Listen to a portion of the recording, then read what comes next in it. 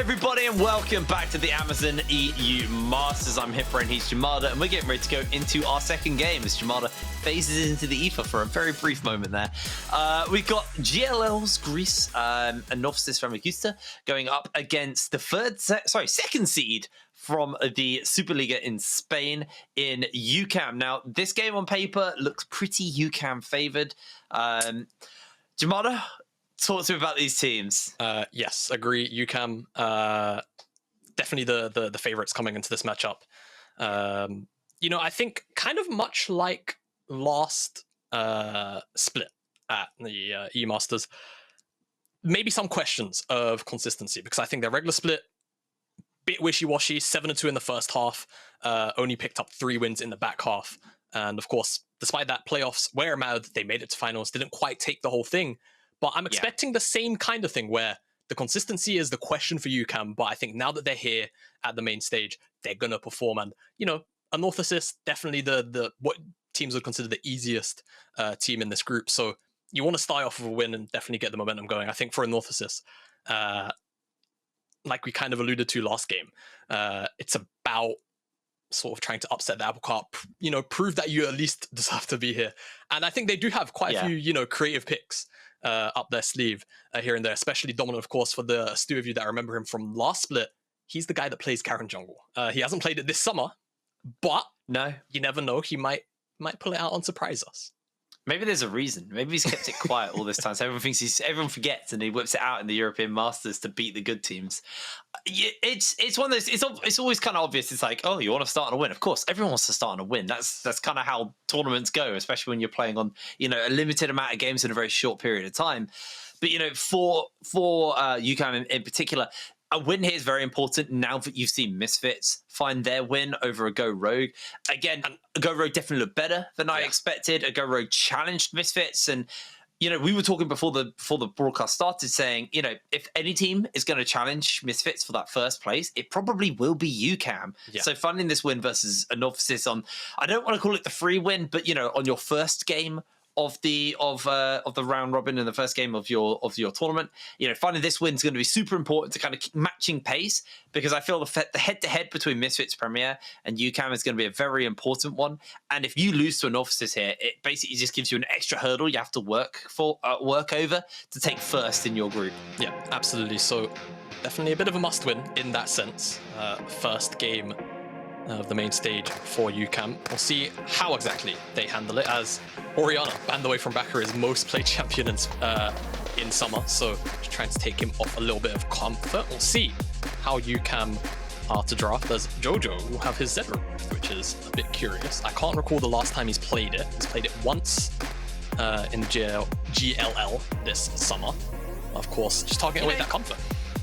Honestly, I respect that from UCAM. I think one of the strongest things Anorthosis has is, comfort and catching teams unaware. If Jojo has been playing and practicing a lot of this Zed, a lot of mid laners probably aren't quite prepared to play into a Zed in a professional capacity. So, banning away things that are pretty scary. JaxPlank, funnily enough, if you take one look at his name, you'll realize that Jax is absolutely an advised ban versus him. So I think UCAM making smart decisions here, just taking away the comfort from the side of Anno, they're going to take away the Ziggs. They've looked a little bit more meta in their bans than what's been denied. But when you are targeting comforts this hard, you do leave a lot of these kind of powerful champions open in the meta right now. And, there goes the Renekton. So I'd say that is a somewhat normal and a standard ban, but you've still got things like the Xin Zhao. So we hit on this last time. There's a lot of things that are open right now to Anno. Yeah, all of the, the first pickable AD junglers, right? Xin Zhao, Lee Sin, Viego, all options here for Anno if they want to take them. Of course, there are other things if they so want, but it's kind of a bit of a no-brainer to take one of these 3 champions, and it looks like they will land on the Viego, which Hadess, I don't think, has actually logged a single game of this summer. I'll have to double check that. I recall one of the junglers in our first 3 having logged a Viego game, and it is Hadess, yes. So yeah, it is definitely something to consider moving forward into Stormer, whether or not he's going to pick that one up. But with the Jackson or Renekton bans, I'm expecting UCAM to actually early rotate in the Camille, in the first 3. I'm not going to say in the first 2, maybe in part 3.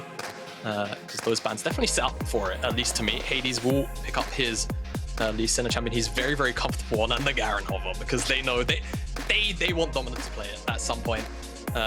Or at least, at the very at the very least, just a bit of a nod to the pick. I mean, this could be the bait and switch. It could be Viego in lane, and then Dominant just whips out the Garen. You never know, man. I mean, they can throw the Least in lane, put the Garen in the jungle for Hadess if they really want to do that. But no, they are going to turn their attention towards the support and pick up Rakan, the Hantera.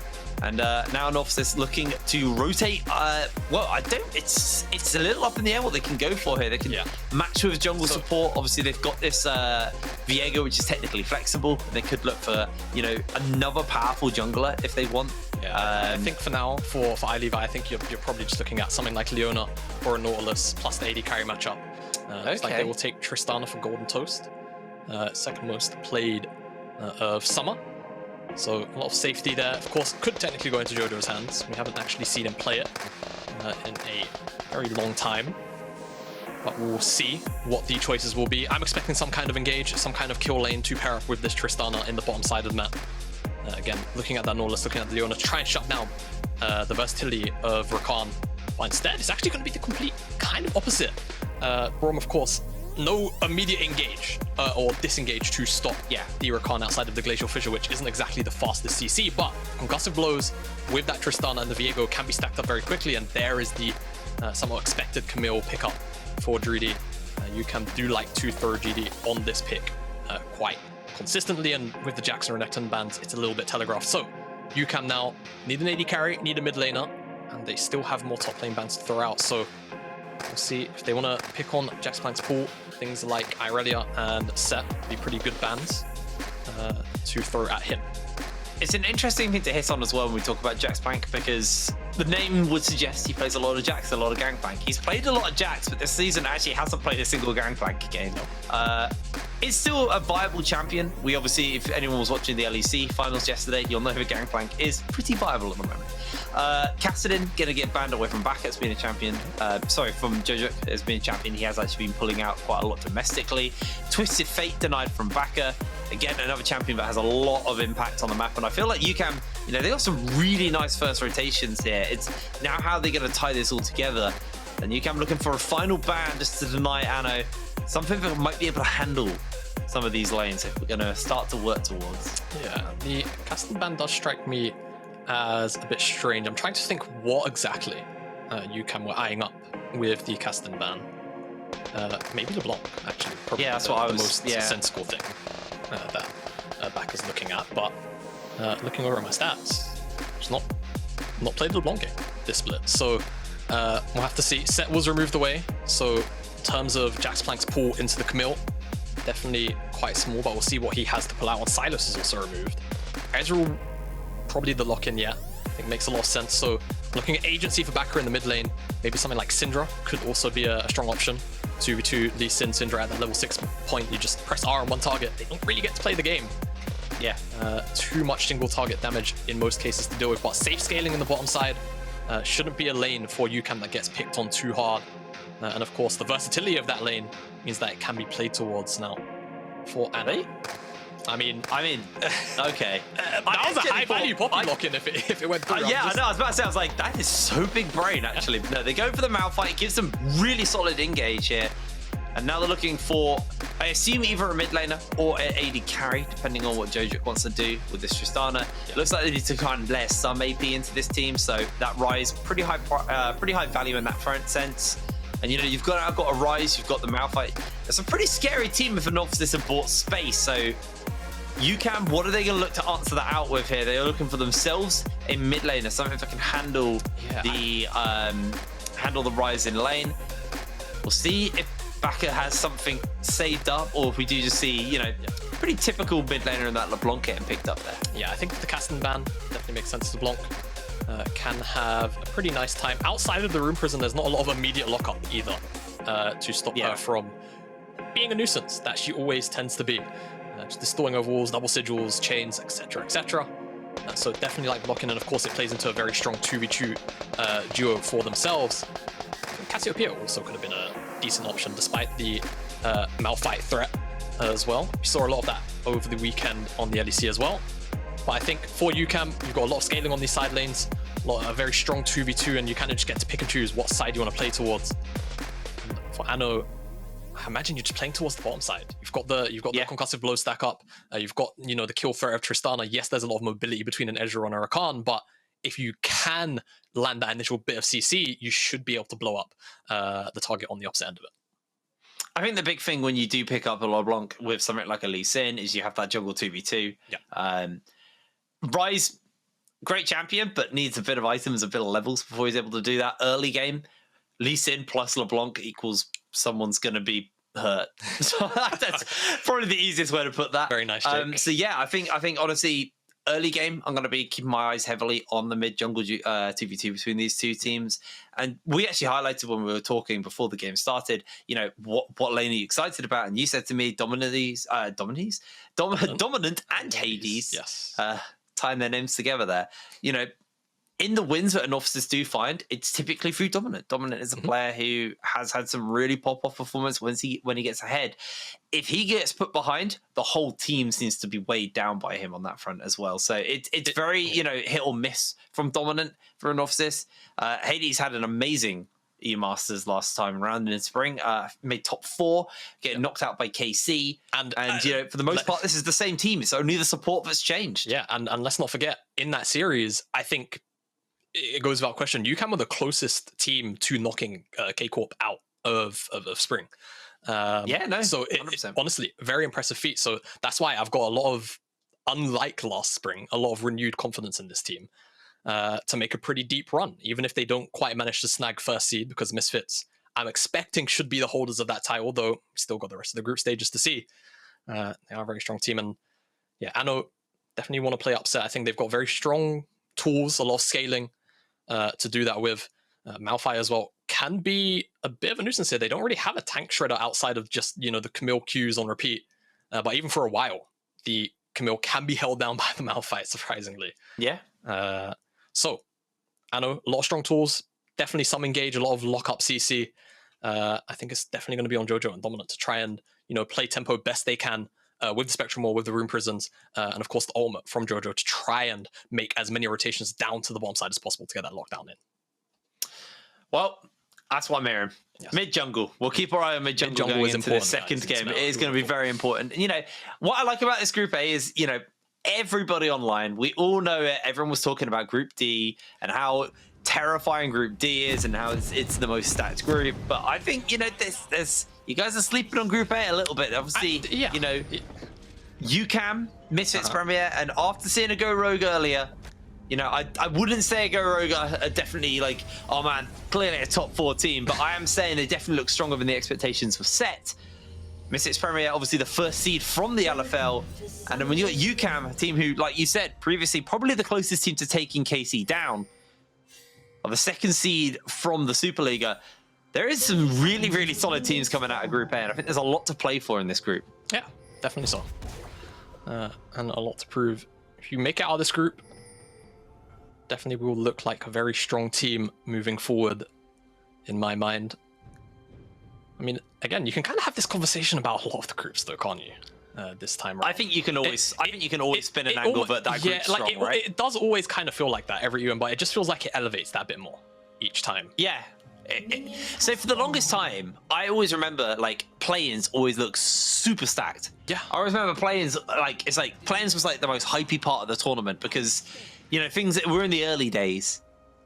And it was just play-ins were so explosive, and then you got to groups, and it was it's pretty much we can easily say who's going to make it out of each group. I feel like that's not the case anymore. I feel for the last 3, maybe 4 E-Masters, it's been very much. I don't know.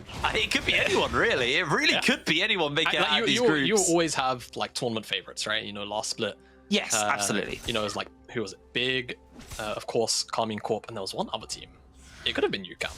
I think once they made it to quarters, some people did have UCAM on their lips, where they were saying, all right, maybe UCAM can actually do it. But this time around, of course, Carmine Corp still on the mind of everybody.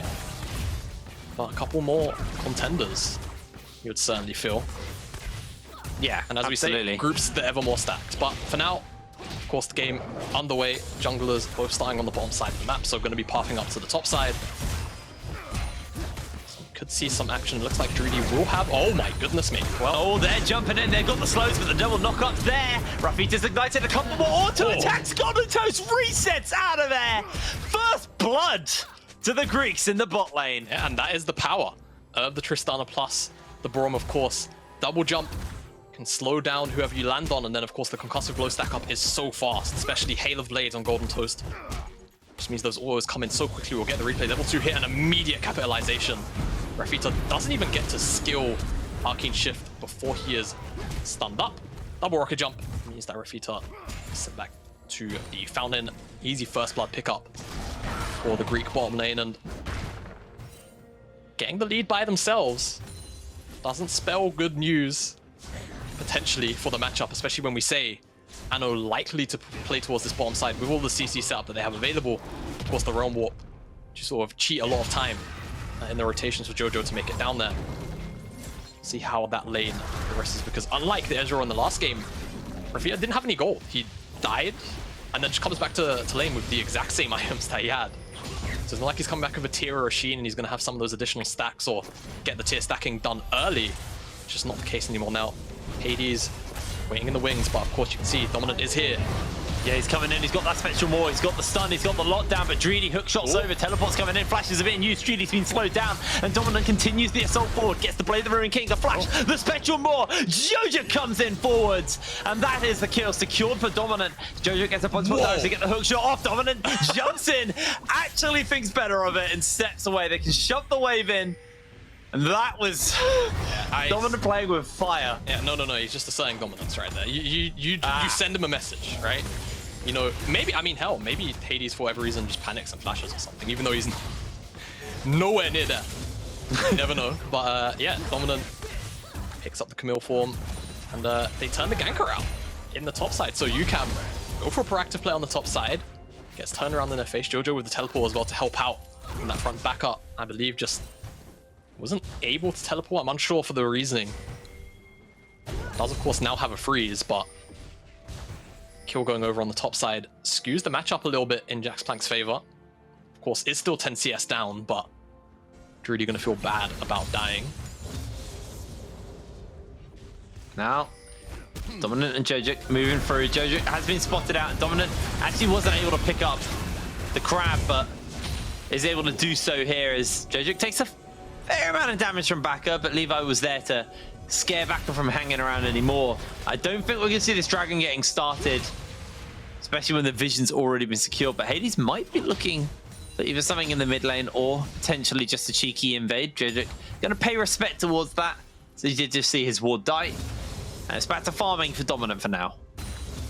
It will be a good old farm sim for junglers here, but Viego definitely off to a good start with that kill. Gonna accelerate him towards that Divine Thunder. Gets so much stronger on that one item spike.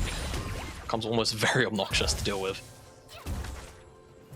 Now, even with the early advantage with Golden Toast and iLevi were able to pick up, the moment haven't actually accrued themselves a massive lead, and they're shoving a fairly large wave into Rafitta, so Rafitta should retain this CS lead.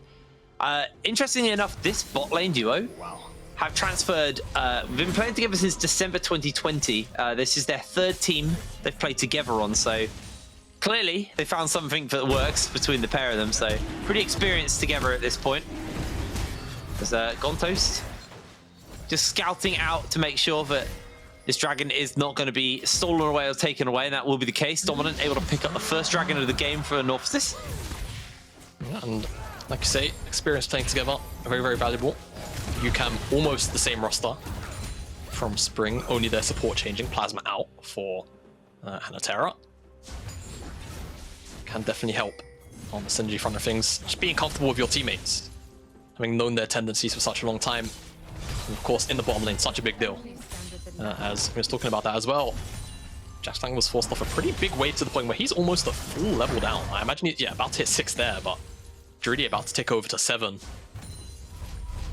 So a really nice move from Baca to force him off, as Dragon was also picked up. So Anno, for now, not pushing any major lead anywhere on the map, but with that Dragon, if they want to yield the next few, which, given their composition, I feel like they're honestly pretty capable of fighting at most points. Just, of course, fighting on item spikes with certain champions will definitely benefit them a little better. In a comfortable position, all things considered. I don't think the scaling is heavily one way or the other. I think both these teams have a lot of merit in terms of the versatility of their scaling. Of course, scaling kind of contextual to each game. And will have a lot of strong engage tools in terms of the Malphite, and the follow-up from that can be very strong. Yeah, I think there's a lot of mobility inside of the UCAM champions to play 1-3-1, play, numbers advantage skirmishes, make quick rotations with said mobility. Of course, some of that can be counted out by the Braum. So again, loads of, tools, loads of answers. You see, Dominant makes his way over to help shove this wave in. The rotation from iLevi as well to be here in the area. Both of these teams are probably going to be looking to fight for this Rift Herald, and it's Anno who are in the area first. They're the ones who got the control of the area. But Baca has the shove in the mid lane thanks to the help of Hantera. So we'll be able to bring the LeBlanc over before the Ryze makes it. For Jojic does have that inside track. Baca has to kind of go the long way. So I feel like we're not going to see too much contest here, although they look for the lockdown onto Hantera. He goes pretty low, and Jojic able to jump away. They do put the chains up, but the kick connects out by Hadess. Dreedy, he's coming onto the flank, and with JaxPlank around with level 6, I think it's too dangerous, too scary, but they're actually roam warping all four. Hantera gets jumped into. The chickens are the ones that eat the knock-up, but they find the special more, and Hantera will lose his life. JaxPlank finds the kill. A little bit of a questionable ultimate over the wall from him, but they still find their kill and the chicken camp. Doesn't quite matter in the end, and they pick up the Herald, crucially. And on the bottom side, it doesn't look like Rafitta got too much, or anything, for that matter. So, I know, definitely the big winners there. UCAM weren't really able to force their way in at all, so return back to a bit of a neutral map state, where now we'll have to wait to see where exactly Anna want to drop this Herald. You would imagine mid and bot, two primary targets. I think you're pretty content not dropping a Herald in the Malphite lane, as in the replay, Herald is secured there by Dominant, and then the Realm Warp comes in, and yes, questionable ornament, I suppose, but also didn't have vision of Hantera flashing, so I think we can give him a little bit of a, cut him a little bit of slack. At the end of the day, they do pick up the kill on the back end of it, so it's just more golden experience in their back pocket as well, of course, as that tasty chicken camp. Saying, as this 10-minute mark ticks over, the gold lead is in favor of Anorthosis at the start.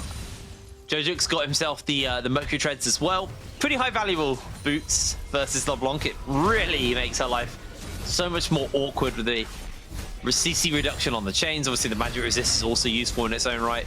So, lovely little pickup into Baca, and it means Jojic can play this lane a little bit slower and a little bit safer, because, you are on this Ryze. You want to get some time, you want to get some items, you just want to farm up. The longer you can do it uncontested and as safe as possible, the better. There's 2 assists as well, injecting a bit of gold always helps. As Gone Toast gonna get knocked up by Hantera, and the minion wave's gonna do a pretty good job to block out some of the return damage, but they're just trying to hard shove this large wave into the tower so Dominant can put the Rift Herald down, and with iLevi here to zone them off, you can have to really step away. And True Shot Barrage has already been used, so there is double teleport. Too much about that, but double teleports are coming out, or at least the single teleport's coming out. And Baca is on the flank. Golden Toast has the rocket jump, has that buster shot available if necessary. Double teleport now coming down. iLevi on the flank as Hantera finds himself a knock-up. He's going to need a change. He's going to get caught down for a moment. The buster shot's being used, and Dreedy gets turned onto. That's a kill onto iLevi. Golden Toast trying to get away. If the chains go wide, it is a 1 for none. There's a whole bunch of plates traded out on the other side. JaxPlank, no teleport available. We'll just shove in and take plates on the top side. That's going to be all she wrote for now. Yeah, so JaxPlank going to pick up plates here. I think the net neutral gold, the net gold should be in favor of Anna, though they will lose this dragon.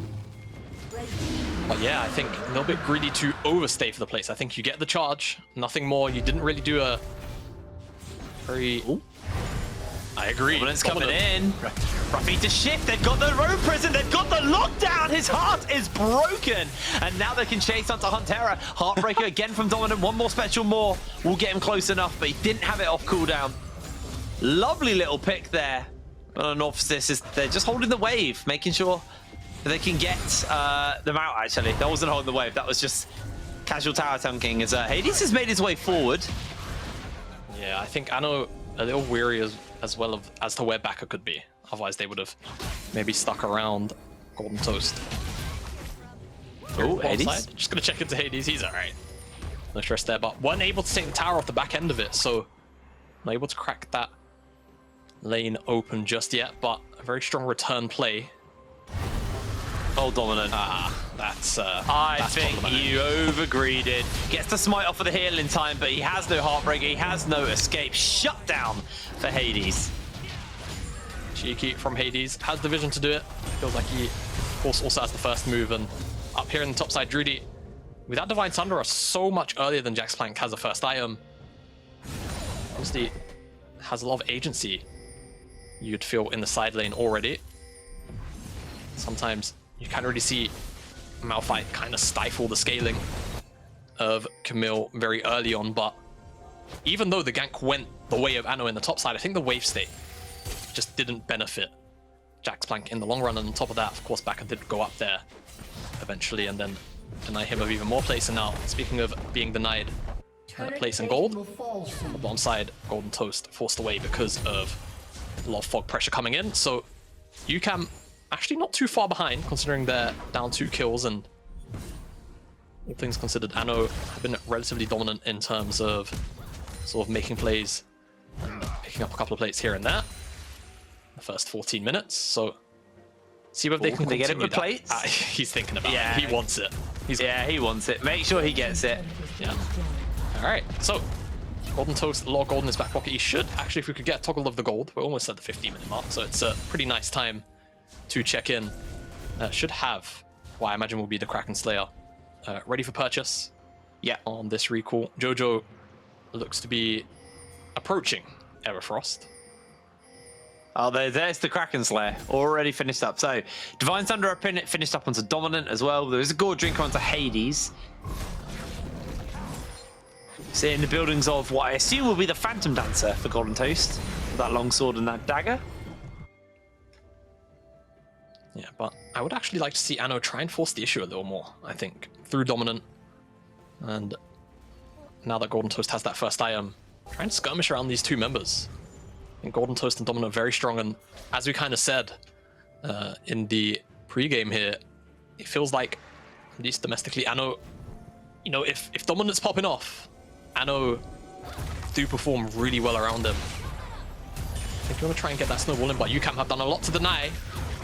Oh, Dreedy, he's taking so much damage from Golden Toast, and Hantera has to reveal that he's in the bush, otherwise it's going to be a little bit scary for Dreedy.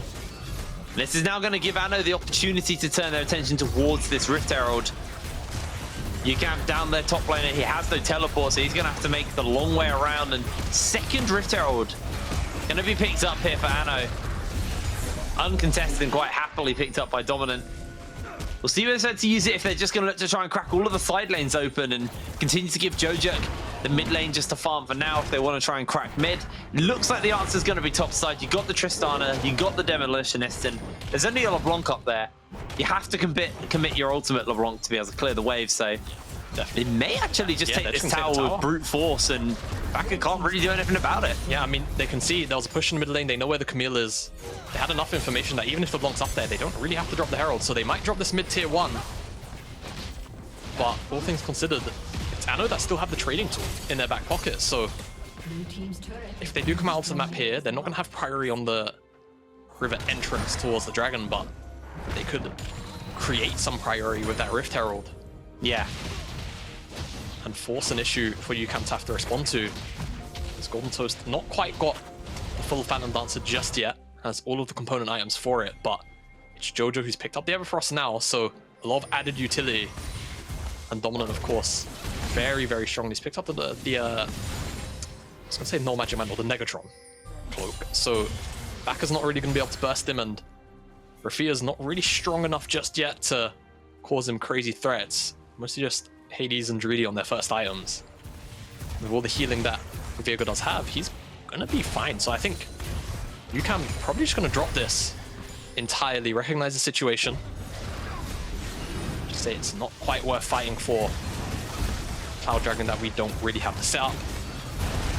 with, and be a free Cloud going over, and of course Cloud, not necessarily the most impactful soul for a lot of these champions, but definitely a very nice to have. I think the bonus movement speed's nice for Golden Toast to kite away from a lot of mobility on the side of UCAM, but you know, you've also got the ability just to, you know, get JaxPlank in and out of fights as he pleases, if they can get that soul. But obviously, we're a long way away from that soul, and I don't think the soul is going to decide this game. I think it's just a nicety for whoever can get their hands onto it. As Baca does look for Golden Toast, eats a double sigil, but dodges out on the chain, so doesn't get that second pop. The Rift Herald still yet to be used. Curious to see where it's going to go.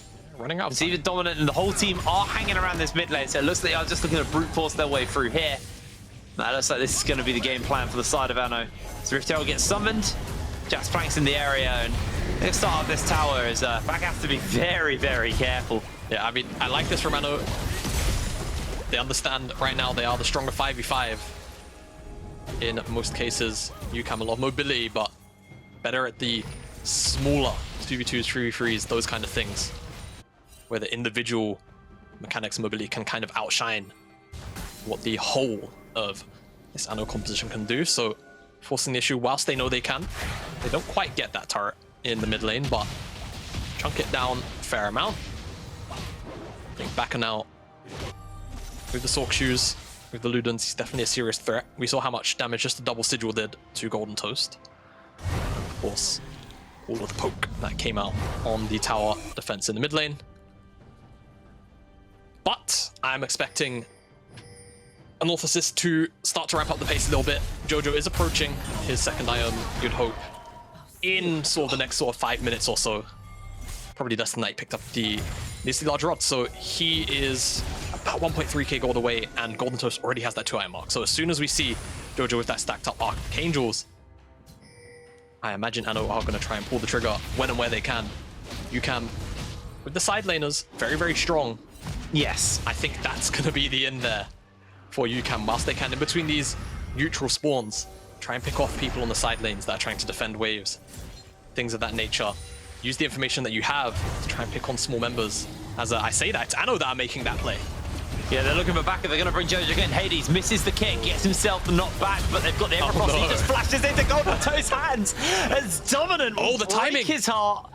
Beautiful timing, like you'd note as well. The Baron's about they can just look to start this one up as Dominant just heartbreakers over the wall to safety towards that Baron and back towards his team. Hadess down dead for 23 seconds, and with 2 items on Golden Toast, they will actually shred through this Baron this early in the game. Teleport's coming out as Dreedy's going to rejoin into the fight. Levi's taking a lot of damage, however, and Hantera comes in, gets himself a chance to multiple members, but the knockoffs, the CC is just way too much. 2-shot barrage coming down. Golden Toast is still alive. Hantera's able to jump away, and the health bars are so low on Anno. They have to step away. They can't hang around anymore. Baron is dissuaded by UCAM. But Anno don't lose anyone. It's a risky play from Anorthosis, even though the jungler is dead on UCAM, yes, but you saw the amount of AoE damage that can come out from the Ezreal, True Shot Barrage, and of course Hantera as well. Did a great job, and I think in the middle of that, Baron actually knocked up people on both sides of the fight. So Baron getting in on the action. Completely impartial Baron. Yes, Baron. Fucking everyone up. Baron doesn't care about what side you are on, red or blue. Just doesn't like champions, does he? But Baron isn't taken, despite Hadess dropping at a very opportune time for Anno to start that one up. It looks like focus likely to be towards that next Cloud Dragon, and Rafitta still making his way towards that Divine Sunderer. Just has the components. Unsure whether he'll have it on this wave or not. And once he has it, he will be very, very strong. We saw how much damage he was doing in that previous fight. But the threat onto those neutrals, you saw Ryze and Tristana burn through what was a very much on-spawn Baron, but imagine what they'll do once you've got things like the IE and Death Cap maybe down the line for Jojo, if he wants to go down that route, though I imagine Zhonya's third a lot of value into what is a lot of snap engage and dive forward from UCAM.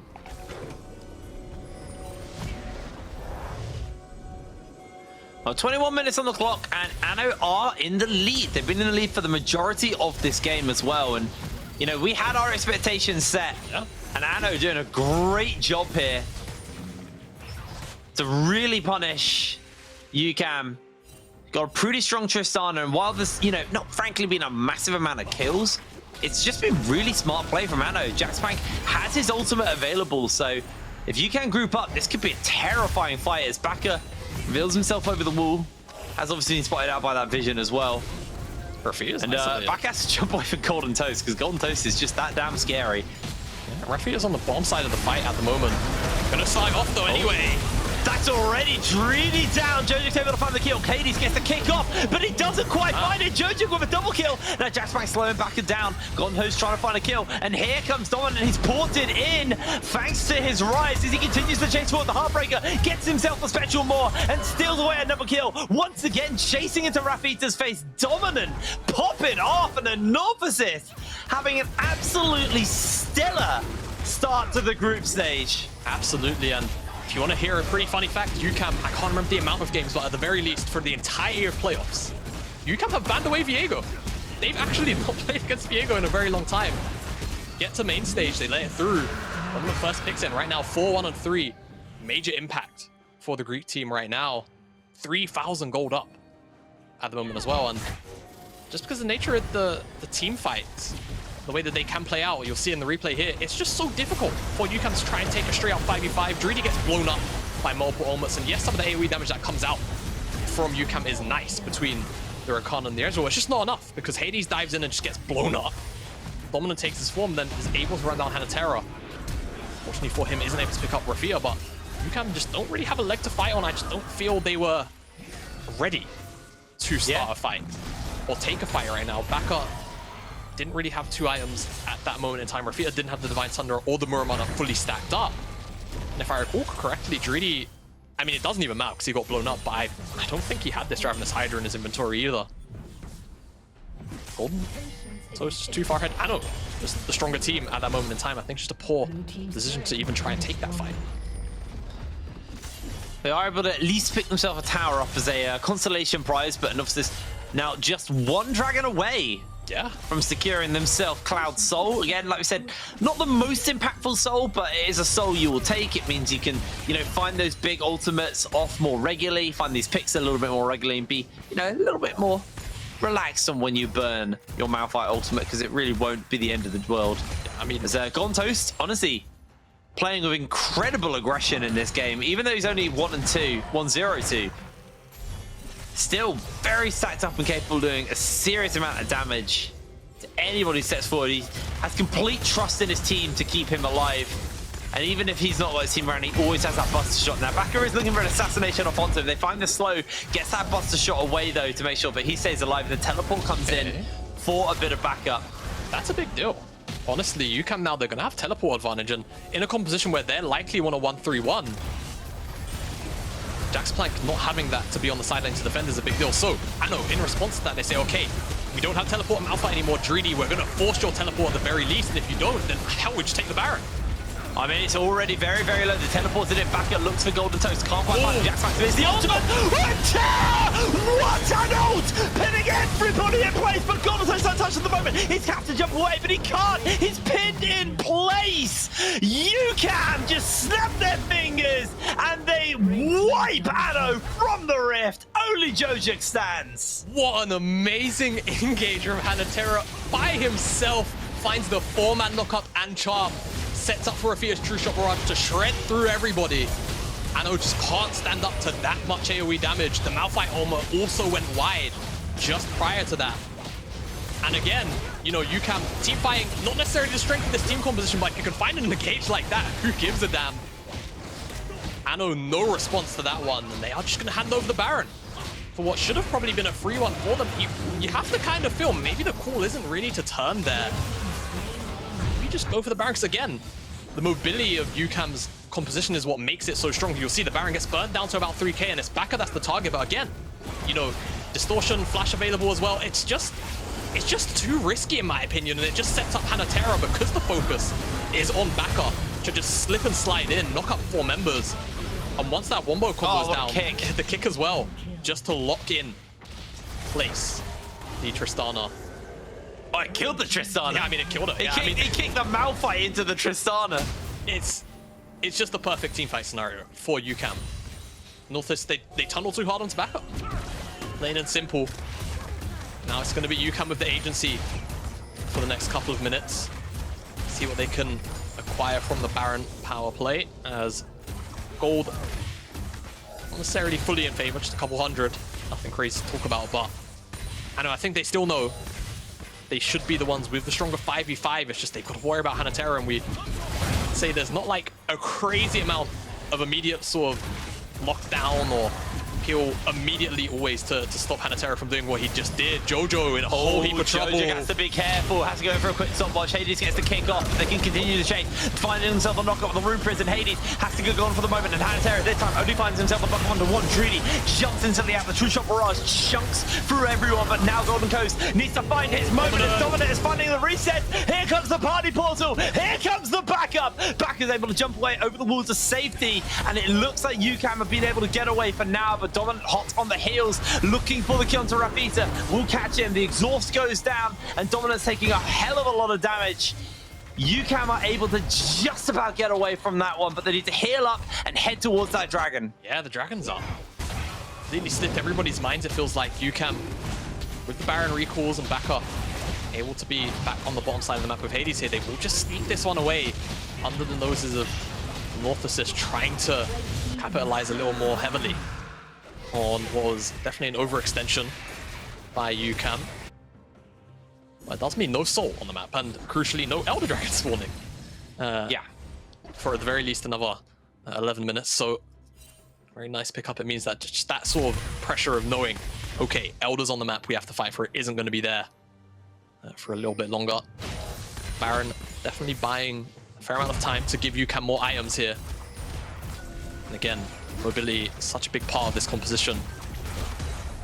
If they can force plays onto individual members, find faster rotations, the Cloud Rift will actually help them with that. Yeah, it really will. And one thing to note is look at Golden Toast's inventory. He's so close to that Infinity Edge. He didn't have it in that fight. He had all of these components. Once he gets the reset off, once he gets that Infinity Edge, at that point, this Tristana is utterly terrifying. You got 3 items on Jojo, almost level 16 on him as well. They will lose yet another tower. So only 1 tower outside the base now stands for Anno. JaxPlank's got this wave pushed pretty hard, so it's going to be a while before it crumbles. So this gives time now for Anno to go for the reset, try and finish up these items. There's the Infinity Edge finished up onto Golden Toast. You got the chains finished up onto JaxPlank. But it's going to be all about Golden Toast and Jojo in these next few fights. How can Anno peel for them? Because if Hantera finds a beautiful ultimate again, this game is going to be oh so hard. And Dreedy just constantly making sure it's Golden Toast that's pinned into place. Yeah. So the rest of the team can deal with him. Because if you don't lock this Tristana down, reset jump after reset jump, it is just so hard to handle. Yeah, I feel Anorthosis have to have their fingers on the trigger to deal with some of the divers.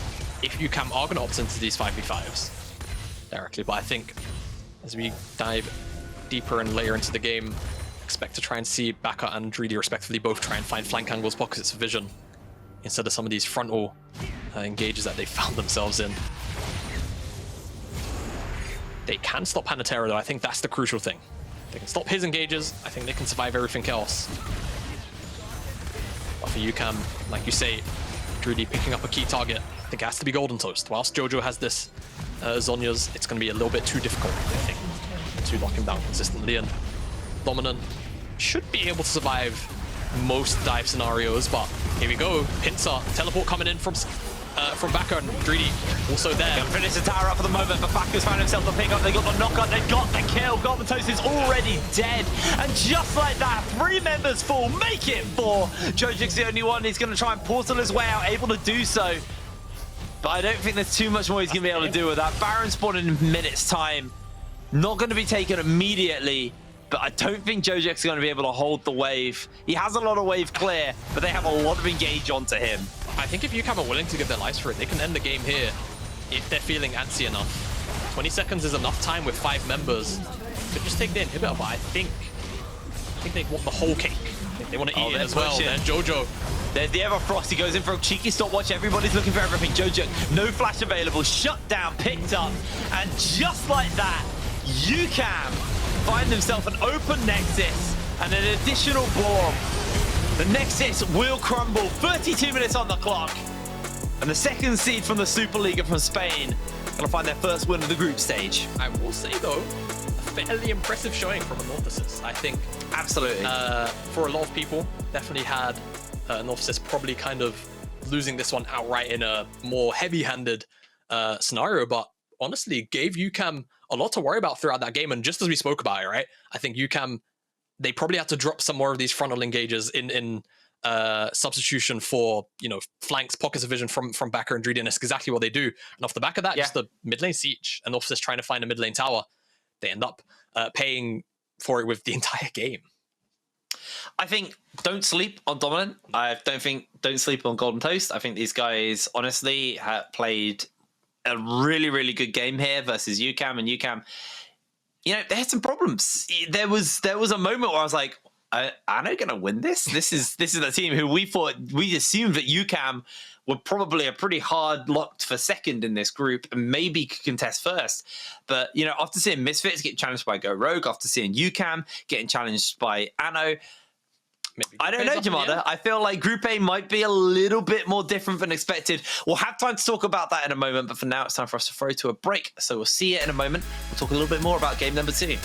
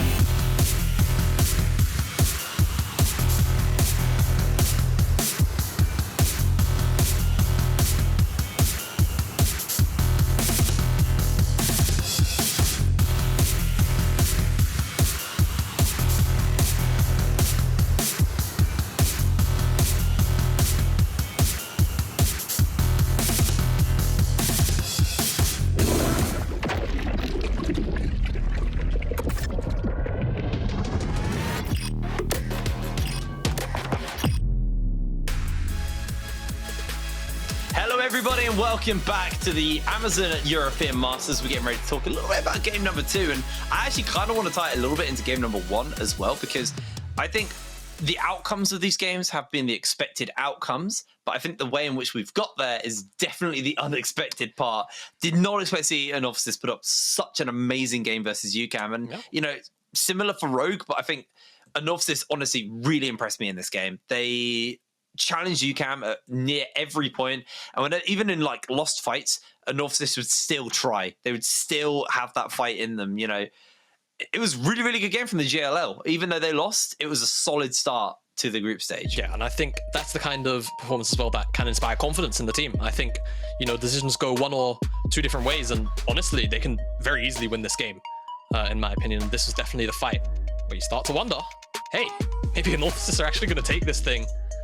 As well, of course, they had the Baron opportunity a little bit prior to this one where I think you just burn, or maybe it was after. I think it's this one where I think you just burn the Baron. I think you just stay on this one. I know Hadess is there, but yeah, the tunnel vision onto Baca allows for Hantera to just slip in, find this massive engage, and then, you know, kick here, kills the Tristana as well. And there's just too much going on for Anno to deal with, just because they lose focus for a slight moment. As well as you can obviously, Hantera had an amazing game on the Rakan, beautiful engage there. But I think Dreedy was genuinely a really high value player for the team. Locking down whoever was like the scariest person. In this fight, he knew that because already Gontos was dead, Dominant was the next person to potentially pop off. And both the Viego and the Tristana, they want to be able to kite, they want to be able to have space, but when you're playing into a Camille and she locks you in place and you only have so much room to kite, it's very easy to get picked off. And look at Rafitta's damage. Look at Rafitta's damage. Like, that genuinely caught me off guard to see that much damage coming out. I think 23k, I think almost 24. I think when you think about how many times Hantera found multiple man knockups and then it was immediately followed through by the True Shot Barrage, it makes sense that he dealt almost 24k damage. And of course, Ezreal, bit of a DPS machine, especially in this game. It felt like he was relatively unchecked. Obviously, yes, had a bit of a hiccup in the early laning phases, but I think that was actually a critique of the bottom lane of UCAM last split too. So, you know, despite that, UCAM, they found the angles. You know, I think capitalizing on some mistakes from Anorthosis, and crucially that last fight, I think they realized they had to deviate a little bit from the straight head-on 5v5s. They find the flank with Baca, Dreedy as well on a bit of a pincer, a different angle from the three core of his team, and the team fight leads to them picking up the win. I think UCAM definitely won that through their ability to read team fighting and flanking and stuff, because Anorthosis had an amazing early game and they did a really good job of punishing UCAM. But when it got to the point where we started stepping it up and going, all right, good flanking, good visions, good wards to like teleport to and set up these pincer maneuvers, Anorthosis did look a little lost. That's where they started to kind of lose their grip. And the goal graph on that screen in the full graphic did show you how quickly that game turned around in UCAM favor. Anyway, we're going to throw to a break. When we are back, we're back with Fnatic Rising versus Big for game number 3. See you in a moment.